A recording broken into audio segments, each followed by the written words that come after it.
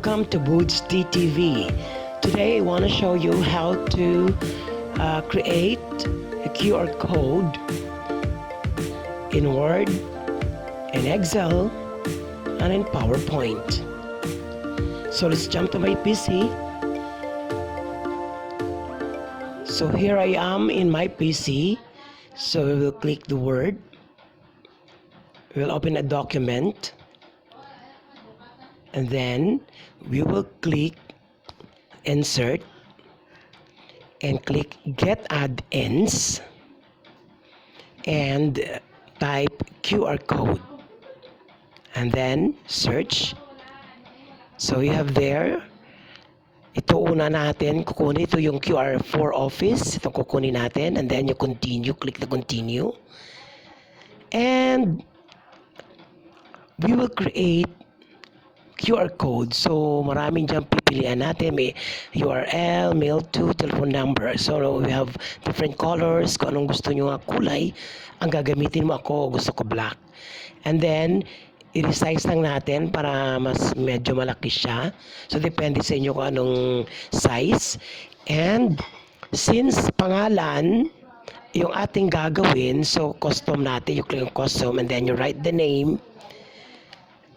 And mag-generate yan instantly ng QR code. So yan ang QR code, insert natin. So nandito na siya sa ating document. So i-click natin yung layout options and para ma-move natin, then you write the name ng QR code, kung sino yan, sino yung may-ari ng QR code na yan. So this will be done. Pwede sa mga estudyante ninyo, in checking the attendance, ito yung gagamitin ninyo, ang QR code. So we will make another one. So custom lang natin kasi pangalan yung gagawin natin. So Juan de la Cruz. Nandiyan na, generate ka agad. Ito yung ating QR code, insert natin. At natin, layout options again para ma-move natin and pangalanan natin Juan de la Cruz. Punta na tayo ngayon sa Excel. So dito sa Excel, so click natin yung insert and then hindi na tayo sa get add-ins kasi nandyan na yan, sa may add-ins na tayo. So click natin yan, nandyan yung apps natin for QR code. And since words yung gagamitin natin, so custom na naman tayo. So we have data analysis. Okay? So adjust lang natin yung size. And so depende sa inyo kung anong size ang gusto ninyo. Pagkatapos nito, na-adjust na natin. So mag-i-insert na tayo. So insert natin. Click insert. There you go. Okay, pangalanan na lang natin na yung data analysis. Okay, so yan na yan yung ating QR code for data analysis. Punta naman tayo sa PowerPoint. So sa PowerPoint, nakikita ninyo ito yung URL ng aking channel. Since yan ay URL, so ang gagamitin natin ay yung HTTP.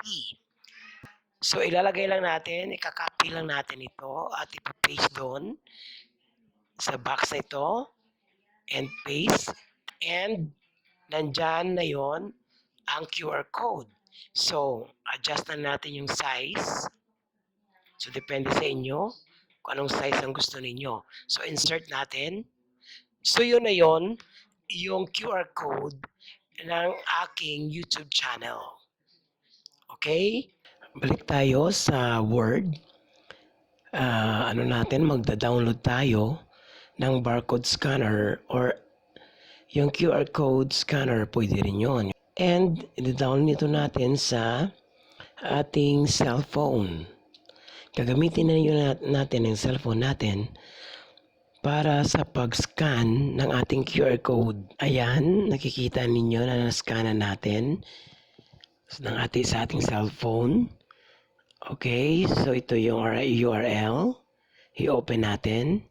Yan yung aking YouTube channel. So madali siyang mahanap dahil sa isang click lang, nandyan ka agad.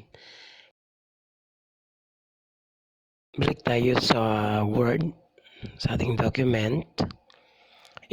Para maging malinis, o di kaya kung gusto natin na gugupitin ito at ibibigay natin sa ating mga estudyante para sa attendance, lagyan lang natin ito ng page border para maging malinis siya. Okay, isi-save na natin ito sa ating desktop para madali natin makita. So ayan na, save na natin. At lagyan natin ng file name, QR code for my students. So yon ang gagamitin nating file name dyan para madali natin makita. So save na natin. That's it.